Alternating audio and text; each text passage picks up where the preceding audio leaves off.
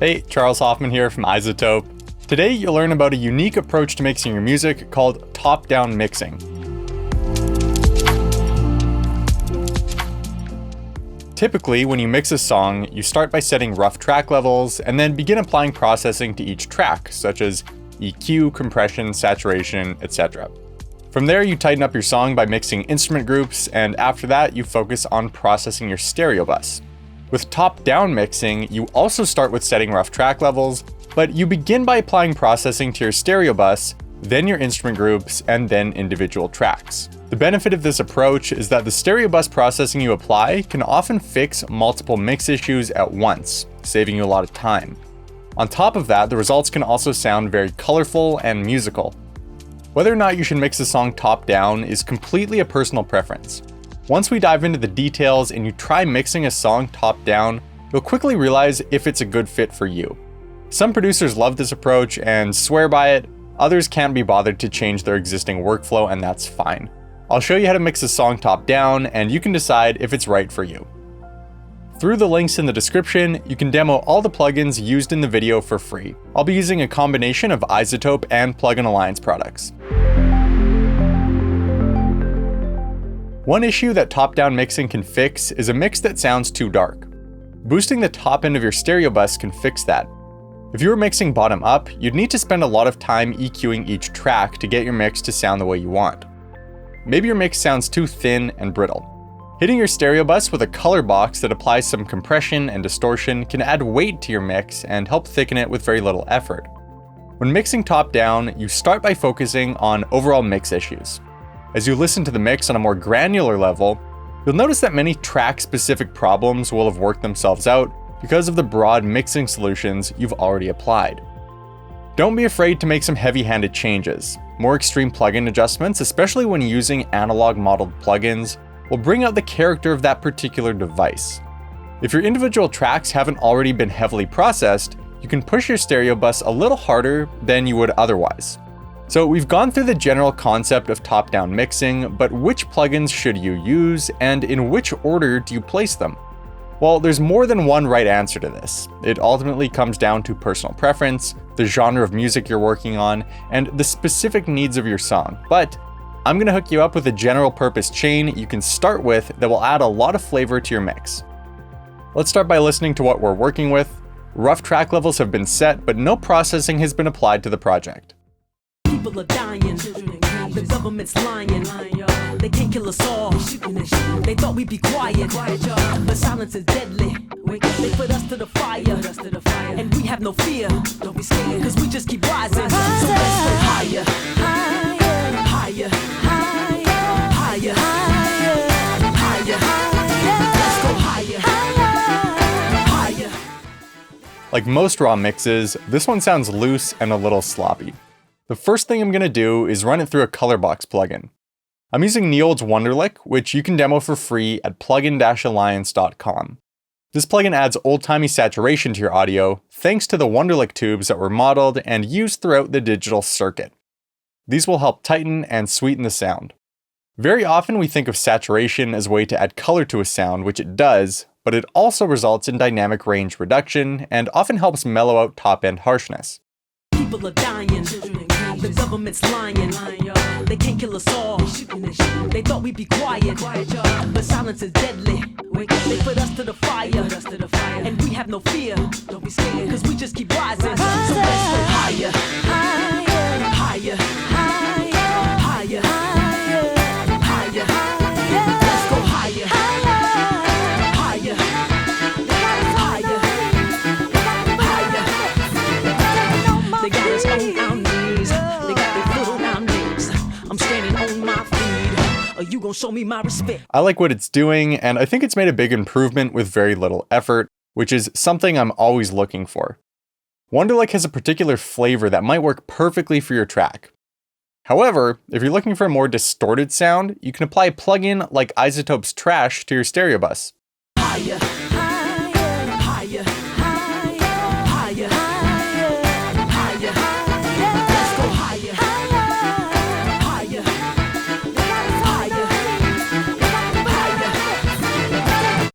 Turning up the Trash module's drive knob will increase the distortion applied. If you're looking for a different flavor, try randomizing the distortion algorithms and blending between them using the XY pad.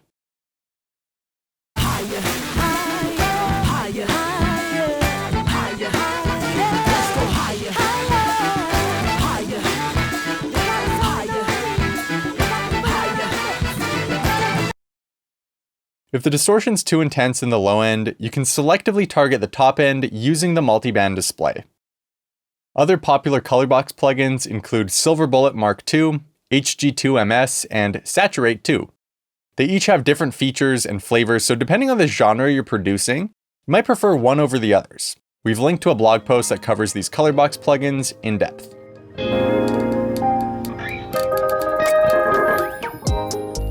Once you've added some flavor and mojo to your song, you might need to rebalance your mix. Perhaps the color box you selected darkened the top end too much, or added some harshness in the mid-range. If you hear an issue like this, you can use Neutron's EQ to fix it. To find the frequency range of the characteristic you want more or less of, boost a band and sweep it throughout the frequency spectrum. When the harshness, airiness, or boxiness becomes more apparent, you've found the right frequency range. Reset the band's gain and add a boost or cut, depending on whether you want to enhance or reduce the presence of that characteristic.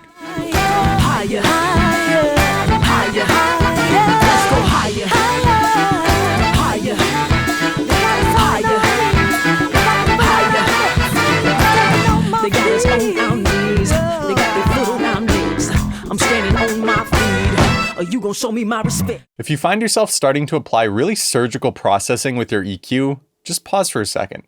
Working from the top down doesn't mean you're not allowed to deal with track-specific issues here or there. In fact, you're probably going to run into this problem, especially if you work with live recordings. You might hear some floor rumble in a vocal track or string noise in your guitars. If these issues make it impossible to focus on the track as a whole, fix them at a track level. It's okay. You can come back to the stereo bus afterward. Depending on the issue, you might be able to fix it without diving into the mix. For example, resonance caused by multiple tracks summing together can be fixed by adding Ozone's Clarity module to your stereo bus. This plugin adaptively contours the spectrum toward flat noise, reducing harsh peaks in the signal. Next, you'll probably want to tighten the dynamics of your stereo bus using glue compression. A colorful bus compressor will help you do this. If you load Neutron's compressor onto your stereo bus and select Vintage mode, it will add warm analog-style compression to your mix. When applying glue compression, you'll use a moderate attack and fast release. The goal is to brush your transients with compression rather than slam the track. An attack time that's too fast can suck the life out of drums, and if it's too slow, it won't glue your mix together. People are dying, the government's lying. They can't kill us all. They thought we'd be quiet, but silence is deadly. They put us to the fire, and we have no fear, cause we just keep rising. So let's go higher, higher, higher, higher, higher, higher.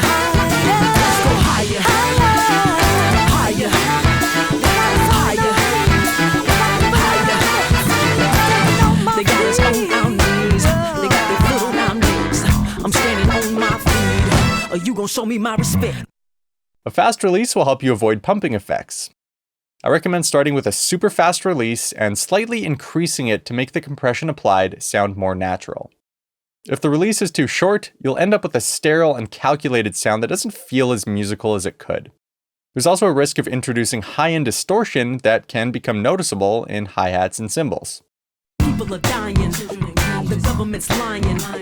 They can't kill us all. They thought we'd be quiet, but silence is deadly.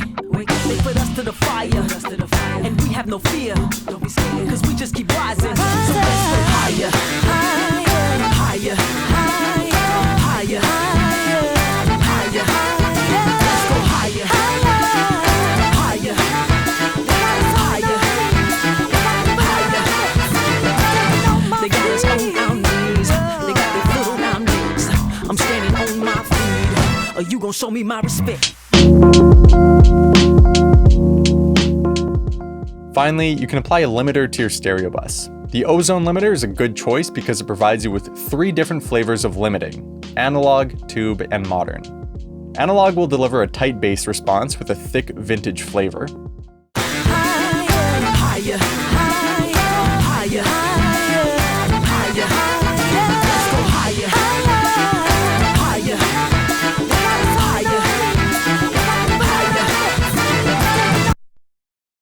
Tube acts as a smooth feedback limiter with modern precision.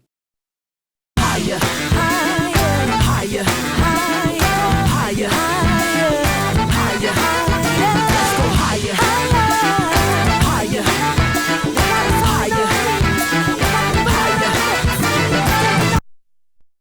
Surprisingly, modern leads to vintage limiting but with enhanced clarity and presence. Higher, higher, higher, higher, higher, higher.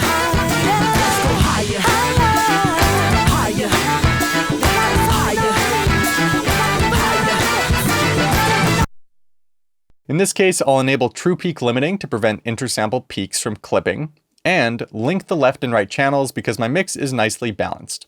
Peaks in the left channel will now trigger compression in the right channel and vice versa. This can help maintain the integrity of the stereo image. The character slider adjusts the attack and release time of the limiter from fast to slow, so I'll adjust this as I listen to the mix. Higher, higher, higher, higher, higher,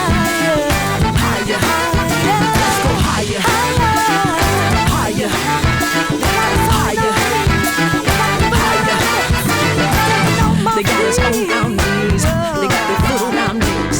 I'm standing on my feet. Are you gonna show me my respect? Higher, higher, higher, higher, higher, higher,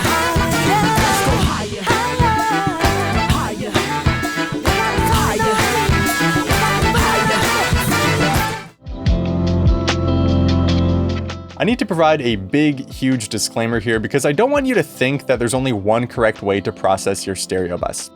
I've demonstrated some common bus processing techniques in an order that will make sense for most tracks, but there are no rules.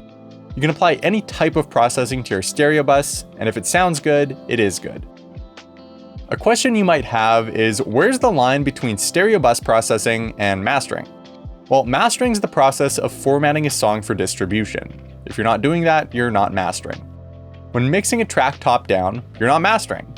You're still very focused on pulling the mix together. You're not thinking about LUFS levels, how your track sounds run through different codecs, or anything like that. Once you've finished your mix, you can return to your stereo bus to focus on mastering. This might involve making a few tweaks to the existing processing applied to optimize playback across different devices, or you may need to add more processing. The intention behind the processing applied is the distinction between mixing and mastering. Sending a song that's been mixed top-down to a mastering engineer could make it harder for them to master the track, assuming you've sent them a stereo file. If you can, send them the DAW session so they can adjust the plugins on your stereo bus. Top-down mixing will require you to adjust your workflow, but overall, it's a musical and potentially much faster way of mixing your music. Check out the links below to demo the plugins used in this video. Also, leave a comment if you've mixed top-down before. How did it go? What challenges did you run into? Do you like it more than traditional bottom-up mixing? Give this video a like and subscribe to the iZotope YouTube channel for more tutorials. Thanks for watching, and I'll see you next time.